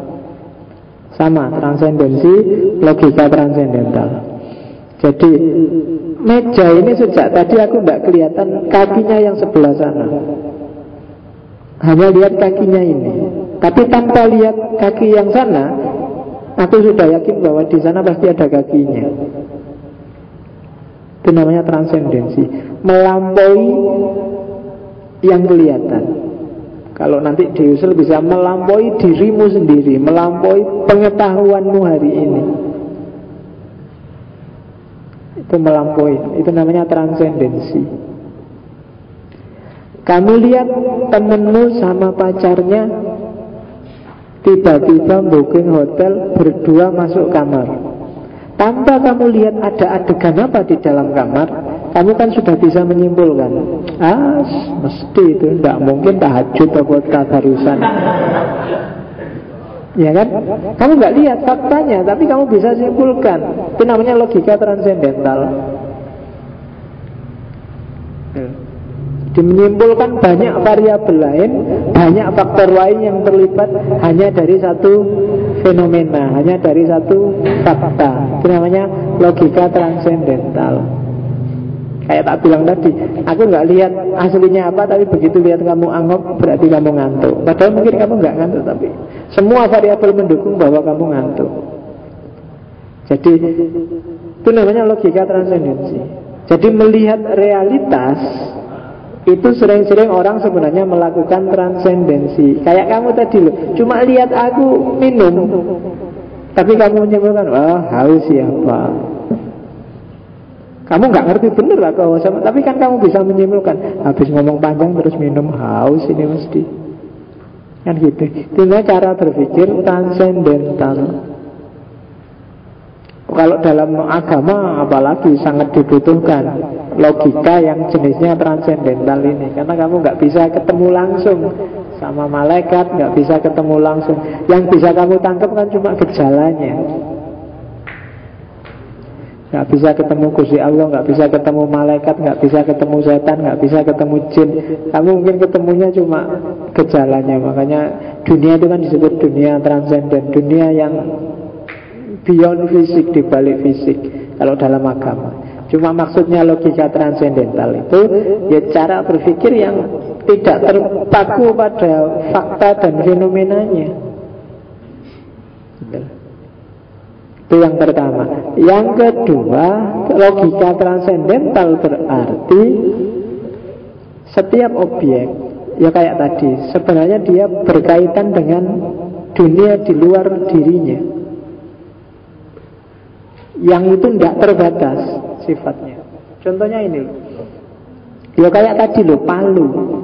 Palu itu dia bisa bermakna mainan, dia bisa bermakna alat, dia bisa bermakna dagangan, dia bisa bermakna mesin pembunuh, dia bisa. Palunya satu, tapi dia bisa berkaitan dengan banyak hal, tergantung dihubungkan sama siapa dan tentang apa. Cara berpikir yang model begini itu namanya logika transendental. Jadi menyimpulkan sesuatu tidak hanya berdasarkan fenomena yang kelihatan, tapi dilihat dari hubungannya dengan banyak hal di sekeliling fenomena itu. Tidak terpaku pada profil yang kita tangkap, tapi kita pertimbangkan juga banyak profil lain. Tidak hanya melihat, oh ini ada atasnya, pasti juga ada bawahnya, berarti profil yang lain, perspektif yang lain. Jadi kamu lihat, oh Jogja ini kok mulai hujan ya, pasti besok banjir ini, karena tak lihat gotnya sudah mampet semua. Nah, ini namanya cara berpikir transendental. Tidak hanya melihat fakta yang kelihatan hari ini, tapi melihat semua yang berhubungan dengan fakta itu. Dan hubungannya sama kebenaran berarti kalau pakai logika transendental, kebenaran itu nggak ada batasnya. Setiap pikiran bisa kamu iyakan, bisa kamu tidakkan, tergantung konteksnya, tergantung kondisinya, tergantung syarat-syaratnya. Kalau berdasarkan logika transendental, Indonesia ini krisis apa enggak sih? Tergantung kamu lihat apanya dulu. Kalau kamu lihat jumlah orang yang punya HP dan punya televisi dan punya motor, itu mungkin nggak bisa kita bilang Indonesia itu krisis. Dealer-dealer di kemarin saya naik bis itu jajar sama polisi dari Sleman itu. Di Sleman itu setiap bulannya saja di seluruh dealer itu permohonan BPKB baru itu sekitar setiap bulan ya 1.100 motor baru. Sleman loh ya, 1.100 sak bulan motor baru. Tak pikir berarti setahun berapa? 1.100 kali 12 12.000 motor baru. Bayangkan, baru loh ya, belum yang second-second yang kamu jual beli di toko bagus itu tidak masuk hitungan, ya kan? Maka logikanya ya pantas kalau sekarang Jogja macet. Belum mobilionya Honda itu begitu dilonceng Dan hari ini saya tidak tahu sudah grand launching apa belum, tapi se-Indonesia sudah ada yang pesan 11.000. Padahal itu 200-an juta sekian. Kamu aja ngangkring aja, ngambil nasi 3 aja sudah mikir, apalagi mobilio, urung tekan, pikiran urung tekan. Oke. Oh, itu logika transendental. Jadi berarti kebenaran itu tergantung kamu tarik. Indonesia krisis, yo dilihat apanya dulu. Yo kebahagiaan rakyatnya dong. Mungkin ya orang barat juga tidak punya dari mana sih. Di jalan-jalan orang Indonesia itu cengenges-cengenges semua. Nggak ada orang sedih tangis-tangisan. Adanya orang ketawa-ketawa, orang cengenges-cengenges nongkrong gitaran. Ada masalah apa? Nggak ada dari sisi itunya. Nah, mungkin ketemunya besok, oh pemerintahnya tuh, ada mungkin gitu. Berarti yang krisis cuma pemerintahnya. Ngapain rakyatnya ikut-ikutan krisis? Santai aja. Nah itu namanya kebenaran. Tergantung kamu nariknya kemana dulu. Islam itu benar bagi orang Islam, kan gitu. Dari konteks ini, bagi orang Kristen Islam itu salah. Ya wajar aja, makanya dia milih Kristen. Kalau bagi dia Islam benar, ya melbu Islam mestinya kan. Ya wajar aja, kamu nggak perlu marah-marah. Kok berani-beraninya bilang itu salah Islam? Loh, karena dia Kristen. Maka dia yakin Islam salah, Kristen bener lah. Biasa aja kan gitu itu. Tinggal kamu tarik kemana hubungannya. Bagi orang Ahmadiyah bener, ya mesti aja. Itu kan kayak di ILK kemarin, coba yang lucu ini, Cak Lontong itu kan. Hasil penelitian saya, ternyata 100% orang Indonesia itu suka dangdut. Nelitinya di mana aja? Di konser dangdut.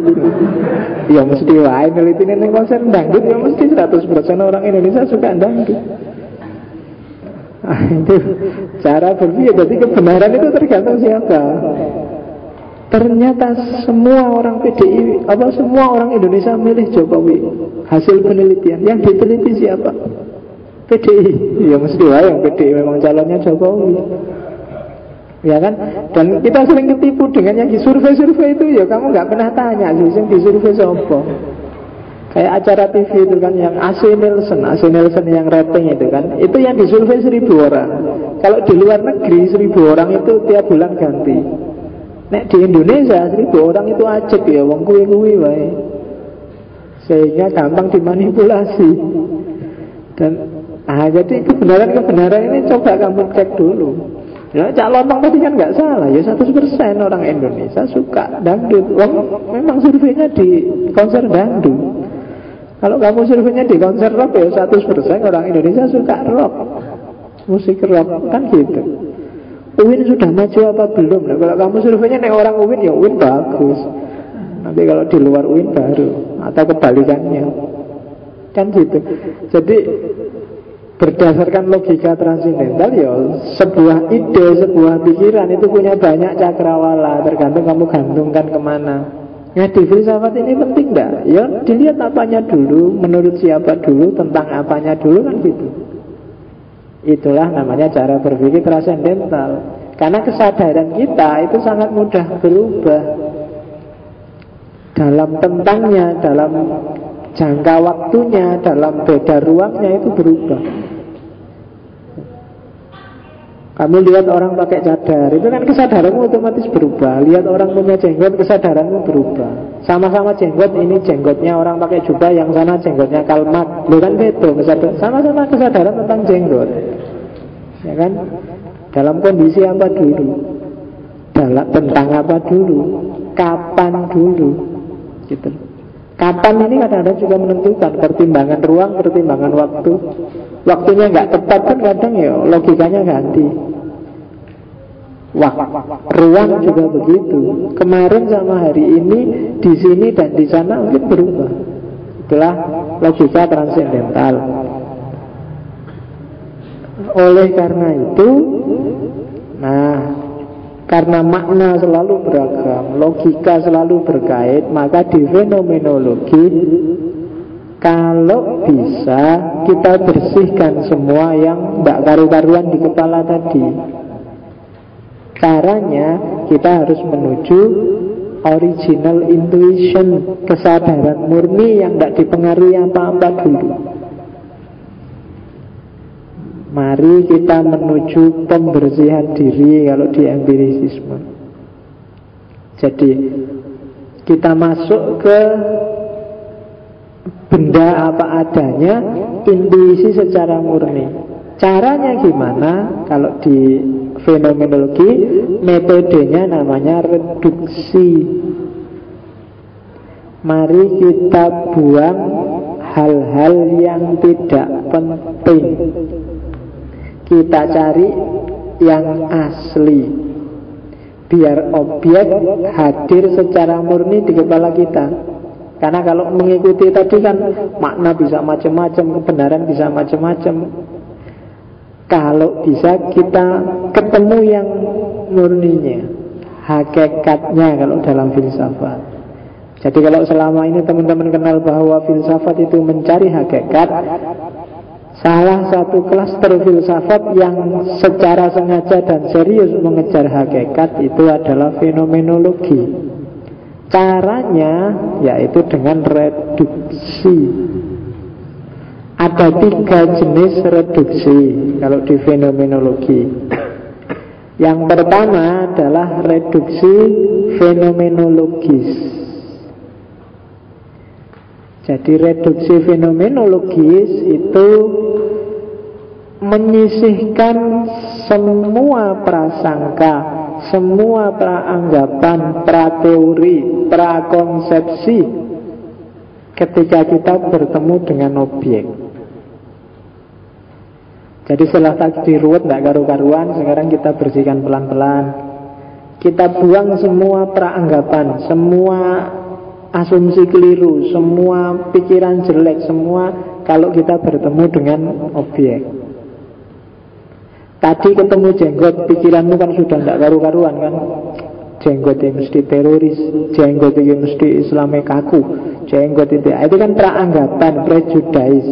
Ketemu orang punya tato, tato mesti preman, mesti kurang ajar, mesti itu kan praanggapan namanya, prejudice, kecurigaan. Mahasiswa filsafat, filsafat itu mesti ngeyel, ora iso dijak, mesti gitu. Sesat filsafat itu itu namanya prejudice. Bahwa mungkin ternyata memang ngeyel, setelah diteliti sesat tidak apa-apa, tapi sebelum kita akses objek, kita memahami sesuatu, untuk bisa kita murni ketemu dengan kesadaran yang asli, yang pertama-tama itu ditanda kurungi dulu, disisihkan dulu. Bahwa mungkin memang orang jenggot itu Islamnya keras, tapi coba ditanda kurungi dulu, biar objeknya hadir secara asli, secara sejati. Nah itu namanya praanggapan, prateori, prakonsep. Karena di kepala kita ini sudah banyak sekali prejudice macam-macam. Kita ngalami banyak hal, kita memasukkan banyak data tanpa filter, sehingga kadang tidak karu-karuan di sini. Begitu lihat apa, komentarnya langsung apa. Begitu ketemu apa, komentarnya langsung apa. Karena ini sudah penuh. Begitu dengar Farhad Abbas, yang di kepalamu mesti apa Farhad Abbas, Dewi Persik, siapa lagi Dewi Persik, Julia Perez, itu namanya prejudice. Kamu berarti langganan infotainment. Kita bersihkan, namanya reduksi fenomenologis. Setelah reduksi fenomenologis, setelah kita bersihkan semua prasangka buruk, suudzon kalau bahasa agamanya, kayak orang Indonesia hari ini itu kan kebanyakan suudzon. Begitu saya ngomong DPR mesti korupsi, DPR mesti kan sedikit, itu namanya prasangka. Mahasiswa demo, kurang kerjaan, mesti aktivis, kuliah lulus mesti gitu kan. Itu prasangka. Mesti mahasiswa tua, mesti mahasiswa. Nah, itu prasangka. Meskipun mungkin iya kayak gitu, disisihkan dulu, biar kita bisa membaca realitas secara lebih cermat. Setelah itu kita lakukan reduksi eidetis. Eidos itu arti kata dari intisari. Maksudnya apa? Kalau tadi reduksi fenomenologis itu prasangka yang ada di kepala kita, reduksi eidetis itu semua yang tidak inti dari objek disisihkan. Itu edetis. Kita cari intinya. HP, casingnya, bungkusnya tidak penting, nggak termasuk HP. Oh, dicari variabelnya, terus yang inti baru dipegang. Masjid itu ada jamaahnya, ada bangunannya, ada imamnya, ada sandalnya, ada tempat wudhunya, ada kan banyak variabelnya. Dari banyak variabel ini cari yang inti. Inti itu ciri paling gampang adalah kalau dia dibuang, maka kalau masjid nggak jadi masjid. Misalnya gini, kalau nggak ada bangunannya masih bisa disebut masjid nggak? Bisa nggak?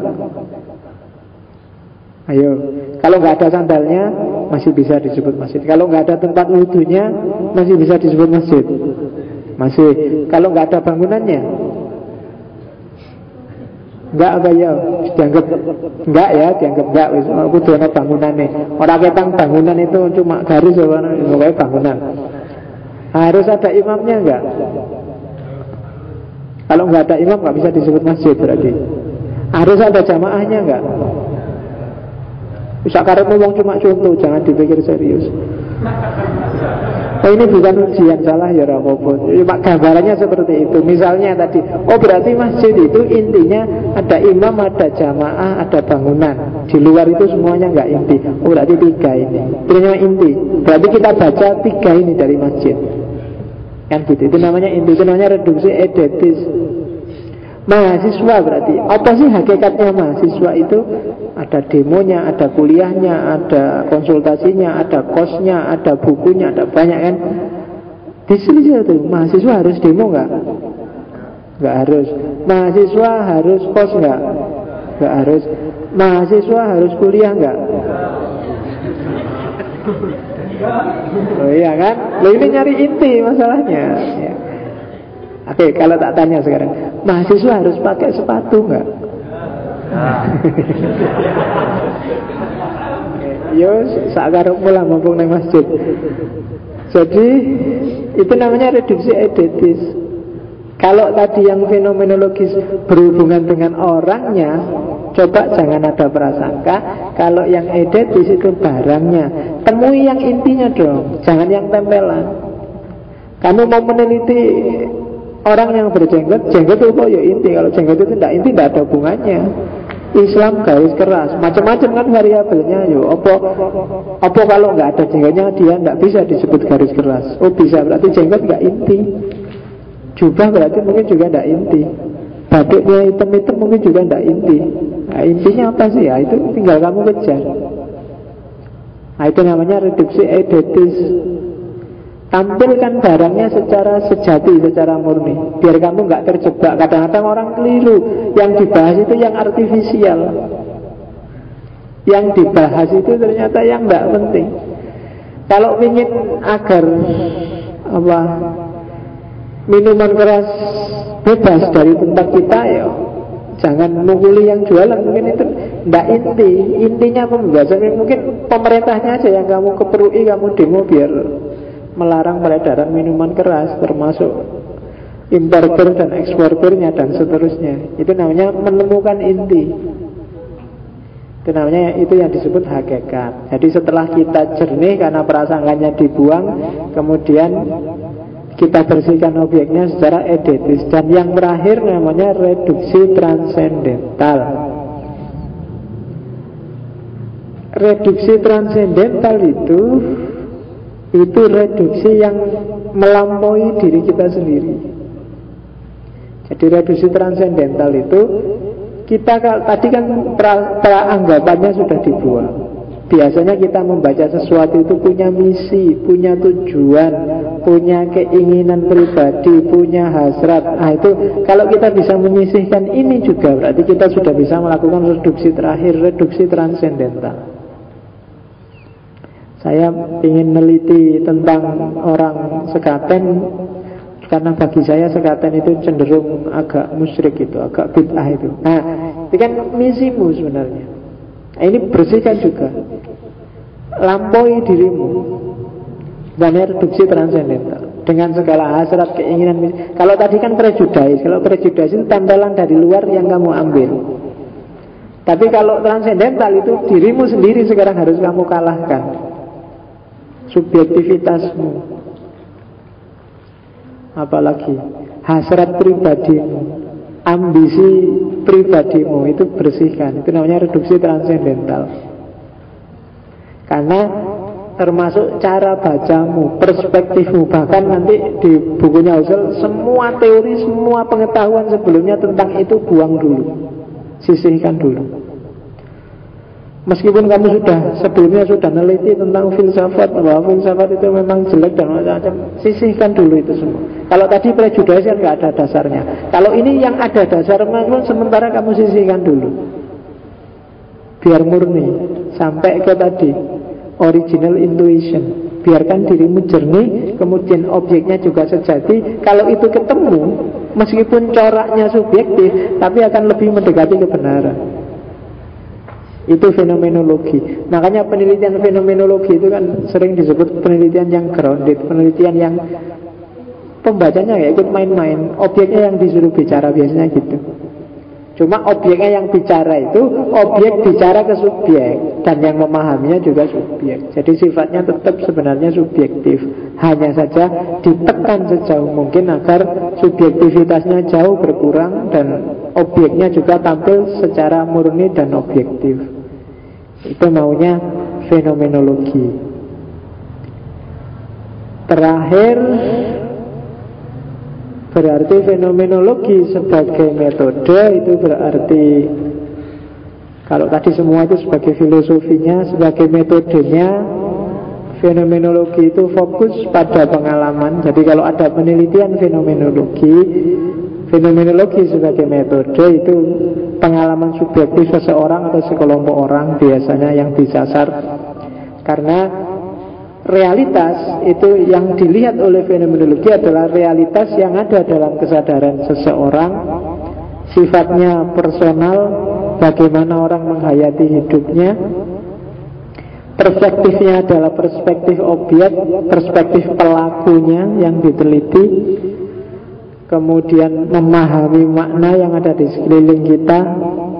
Kemudian meyakini ada hakikat, ada inti. Dan yang terakhir bahwa satu-satunya yang bisa kita pahami adalah yang bisa kita amati dan kita alami. Yang tidak bisa kita amati, tidak bisa kita alami, itu biasanya tidak bisa kita pahami.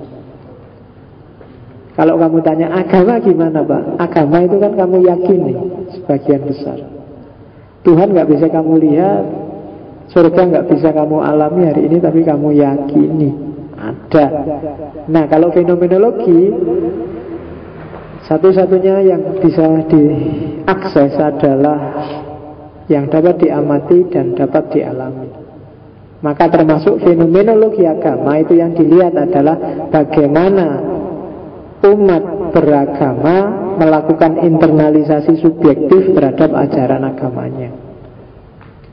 Melihat keberagamaan orang Jogja secara fenomenologis, itu kan yang kamu lihat, bagaimana orang Jogja menghayati agamanya, dan kamu sebagai subjek yang melihat mendeskripsikan itu sesuai pemahaman objeknya. Itu namanya penelitian fenomenologis. Oke, itu terakhir dari fenomenologi. Silahkan yang mau ditanyakan yang belum paham. Alhamdulillah kalau tidak ada. Kita mulai agak rumit karena mulai masuk ke ide-ide besar tokoh-tokoh baru. Menurut saya tokoh-tokoh kontemporer semacam ini itu jauh lebih sederhana cara berpikirnya dibandingkan tokoh-tokoh klasik, apalagi orang-orang dari abad pertengahan, baik Islam maupun Kristen. Kalau ini nggak terlalu bingung, tapi besok misalnya kamu tak kasih yang dari abad tengah, Ibnu Rus, Ibnu Sina, apalagi yang Kristen Thomas Aquinas, Agustinus itu, mulai kamu siap-siap bawa bantal. Ngantuk kamu mesti puyeng bahasnya. Cuma kalau paham menarik. Hari ini orang jarang menyibukkan diri dengan itu. Tapi kalau kamu mau, lumayan kita bisa asik dengan, karena memang asik. Nggak nyampe. Kata-kata komentarnya, kok bisa-bisanya mikir sampai ke situ ya. Orang-orang seperti Ibnu Rus, Al-Farabi, nggak ada kerjaan loh. Mikirin jelimet, mikir tentang Tuhan. Kira-kira Tuhan itu bisa nggak ya bikin kayak gini? Bisa nggak Tuhan menciptakan sesuatu yang sangat rumit sampai dia sendiri nggak bisa menciptakannya? Kalau pikirannya kan nggak karu-karuan, mikir apa? Nggak jelas mikirnya. Tapi itu dibahas oleh orang-orang masa lalu. Dulu Tuhan bikin alam ini bahannya apa ya? Kira-kira itu kan susah kan mikir gitu. Tapi orang abad tengah sibuk mikir itu. Ya makanya tak balik sekarang cara berpikirnya. Kita dari orang-orang hari ini dulu kontemporer, mungkin terasa ringan karena zaman kita memang orang-orang ini. Nah, setelah kita paham yang hari ini, kita kembali lagi ke masa lalu, kita jelajahi lagi orang-orang di masa lalu. Oke, kalau sudah selesai, saya kira itu minggu depan kita akan ngomong filosof yang luar biasa juga, pelanjutnya Husserl, Heidegger, filosof Jerman yang banyak dituduh orang pengikutnya Nazi. Tapi pikiran-pikirannya menginspirasi baik untuk tradisi hermeneutik maupun semiotik di era postmodern. Oke, saya akhiri sekian. Wallahul muwaffiq, wallahu a'lam bishawab. Wassalamualaikum warahmatullahi wabarakatuh.